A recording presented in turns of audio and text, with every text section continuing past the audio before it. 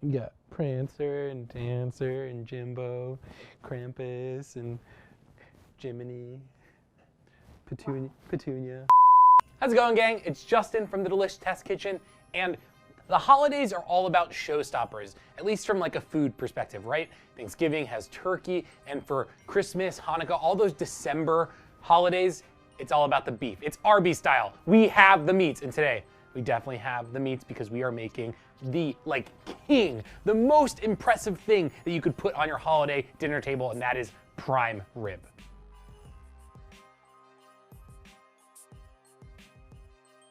When I'm eating prime rib, I'm at my most primal. It's like a big hunk of pink meat. You know when you watch like an old cartoon of like a caveman and they just get a big hunk of meat and they're chowing down on it?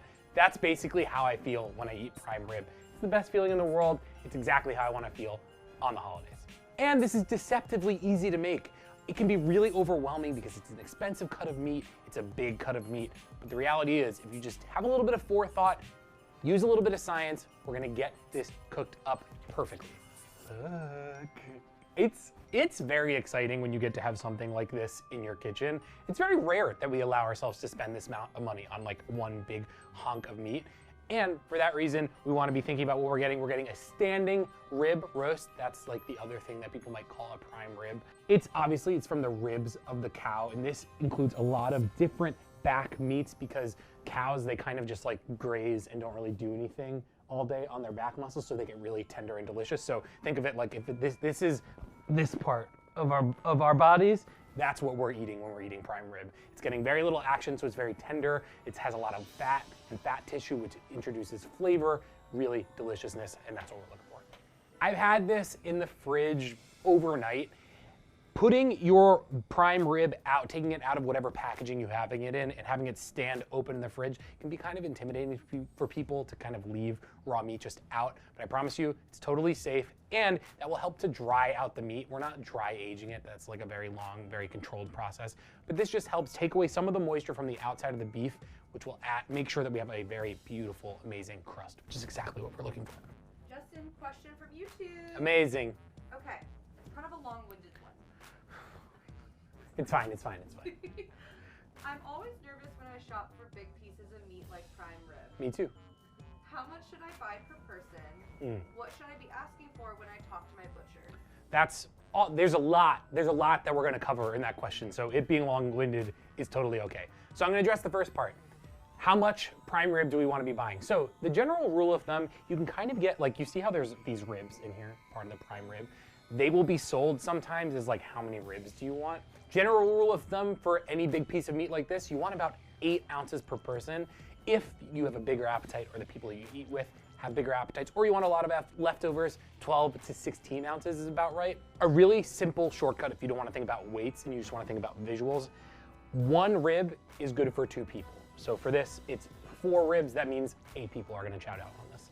So for the second part of the question of like, what should we be looking for when we're talking to our butcher? First of all, you should be making best friends with your butcher. They're gonna guide you through life. They're gonna teach you all the things that you need to know. It's how I learned everything I know about all things beef, poultry, pork, whatever. But there's so many like different words that are thrown out to you, like grass-fed, prime, choice, Angus. It's a lot of different things. Prime rib doesn't mean that it is like prime grade. The grading system that the USDA uses for meat has prime, choice, and select. Select is what you usually buy at the grocery store. Choice is a little bit better, and prime is the creme de la creme of all the cattle in the country. So you can get prime rib, but it's gonna be a prettier penny, but it will make a difference. So if you have the cash, go ahead. You also may have heard the term grass-fed beef. Grass-fed beef is really interesting. Most of what we are used to in this country in terms of what we are looking for in beef, like that buttery, really rich flavor, comes from actually something called grain-fed beef, which is how beef was like, and beef cattle have been fed for centuries in America. And it's really delicious. If that is the sort of like more straightforward, all-American cow flavor you want, that's what you should go for. Grass-fed adds a little bit of funkiness, a little bit more interestingness. And so if you're looking for something that has like a little bit more complexity, go for grass-fed. So that means it's farmy. Yeah. Farmy, gamey, barnyardy, which I know those words kind of sound intimidating, but I personally like that a lot. That's like what I look for in all different things like cheese, wine, whatever. So if you like go for more interesting wines and cheeses, you might want to go for grass-fed beef. Our only seasoning for this roast is going to be salt, pepper, and a lot of it, as well as a bit of finely chopped rosemary. You want to go over the rosemary with your knife a bunch until you get like kind of like almost like it looks like a coarse black pepper, and that will help adhere to the roast and will also keep it from burning. Something I like to do when I'm dealing with big pieces of meat, and I know I'm gonna have to season a lot, I don't want to be dipping back into my salt cellar or twisting my pepper, so I'll actually put it on my cutting board just a little bit so that I can actually just go to town, pulling it, getting it all over my raw meat, and this doesn't get contaminated. We're about to go to town on this here prime rib. Really don't hold back on the seasoning. There's kind of no such thing as over salting this. It is such a big piece of meat. And if you think about it, we're gonna slice into it and there's gonna be like a lot of not exposed parts of it that aren't seasoned. So you're still gonna have to season it afterwards, low key. But we want as much coverage as possible. It's gonna seep into the meat as it cooks, so don't be shy. You really like wanna get intimate with your prime rib. You don't want to hold back. You want to get your fingies in there. You want to make sure that you're getting like these nooks and crannies right front of the bone, in between. Even though we're actually going to trim off these bones, we want everything seasoned because it's going to make everything taste holistically better. It's really important. So get like the side, the bottom, the top, all of it. So a lot of recipes will call for a roasting pan for something like this. I think it's unnecessary. It's expensive. It takes up like a ton of space. So we're gonna be using a couple of things. A normal rimmed baking sheet, some tin foil that I'm gonna line, that's just for easy cleanup, and a drying rack or like a sheet rack, whatever you wanna call one of these things. The whole point of using a roasting pan is to get circulation around the meat, like it kind of suspends it. But you don't need that, like basically putting like a metal bucket in your cupboard or in your oven. This accomplishes the same thing, and because we're gonna be roasting at a pretty low temperature, we're actually not gonna be getting a ton of moisture coming out. We're gonna have all the moisture retained in the roast itself. So this is like more than enough. It's cheaper, it's easier to store. Definitely recommend doing it this way. We're gonna carefully transfer it into the center of our cooling rack and sheet tray scenario, and then we're gonna get it in the oven. Okay, Justin, Mm-hmm. How do I get a crust on my prime rib? How do you get a crust on your prime rib? It's a very interesting question because usually we want to introduce a lot of high heat. That could be in the form of like searing it in a pan or cooking it for a long time in a hot oven.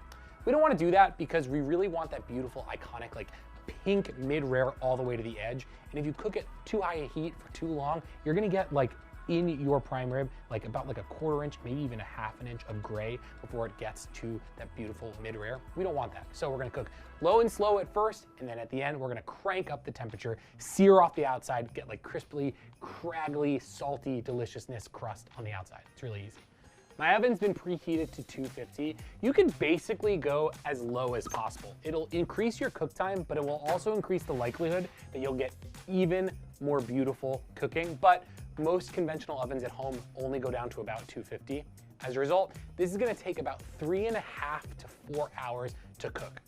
If you want that iconic mid-rare for a prime rib that we're all looking for, it's gonna go to 125, but we wanna pull this steak when an internal thermometer in the thickest part of the meat reaches 120. Once we pull it out and rest it, it's gonna cook an extra 5 degrees just out on the counter, believe it or not. So 120, about 3.5 hours to 4 hours. This smells amazing in here. It smells beefy, buttery, rosemary-y. The whole, literally, people down the hall have stopped in to be like, what the heck are you guys cooking? And I had to tell them, beef! It was beef, and then they walked away, and then it was really awkward. But in any event, we're gonna check this. This has been going for about 3 hours and 15 minutes. I'm gonna check the temperature. You wanna go into the thickest part, which is easy. You just go right in the middle, push it all the way through, and that's right, it's gonna be 120. This is 122. I could have pulled it a little bit earlier, but that's okay.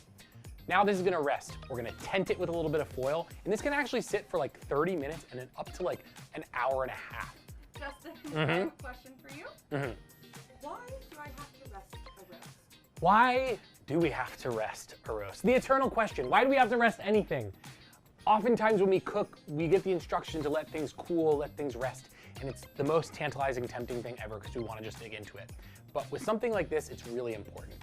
It's about juices and moisture and temperature distribution. Once we pull this out of the oven, all of the juices are kind of like spread out all over the meat. And if you were to just cut right into this, it's gonna leach out. You're gonna have a pool of juices all over your counter. We don't want that. What cooling down the meat and allowing it to rest does is allows the meats to just redistribute a little bit, kind of like cool down, constrict, and actually go into the muscle fibers and not on the surface of the meat, so that when we slice into it, we're not gonna get those big pools of meat, and it's all retained inside of the roast itself. And as I spoke about, there's really not that much juice in this roasting pan, right? Like we kept it all inside of the beef itself. We're gonna get this into a 500-degree oven for about 8 to 12 minutes, just until everything on the outside is really crackly and a little bit seared, and this fat looks a little bit more caramelized, and everything on the inside will heat up. And we don't have to rest it again. It's actually perfect. You do this right before you're gonna serve. So this can sit on your counter under some foil for about an hour and a half, and then right when your guests are ready to eat, you throw it in under a 500-degree oven for like 8 to 15 minutes. It'll be perfectly ready. We're gonna serve this very simply. First thing we're gonna do is we're gonna remove the rib section from the roast itself. You could serve it on the bone. It would kind of be too thick, I think, for a single person, but I don't know, to each their own. I'm gonna get it off the bone. You just wanna carefully lift it up, get it kind of like on its edge. Use a big and very sharp knife to carefully and slowly slice away the ribs, getting as close to the ribs as possible so you don't lose any of that meat. Once you're there, you're gonna slice it into any type of thickness. People have different thicknesses for prime rib. I am someone who solidly thinks it should not be nice and thin. That's like roast beef territory. This should be like a big honkin' steak. So like between a ½ inch, even up to an inch if you wanna go nuts. Guys, we're doing, it's honestly, this is very rare. It's rare for me to be able to eat prime rib. I don't let myself do this often, so I'm gonna give it a quick try.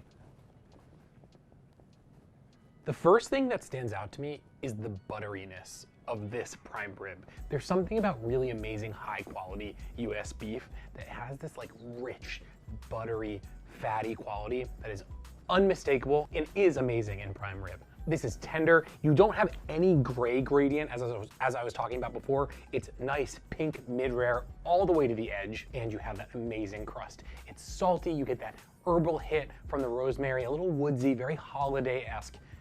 It really, really, really works. It also just looks, can I just say, it looks unbelievable. Like there's a reason that people put this on their holiday table again and again and again. It just is stunning and impressive. And you saw, if we just like take a little time to think about it, it's not even effort, it's just like a little bit of thought. This isn't hard. It just takes a little bit of time and a little bit of forethought, and you're gonna have an amazing standing rib roast that's gonna impress everybody at your holiday table. But wait, there's more. It's leftover land! There's no music, it's just me breathing.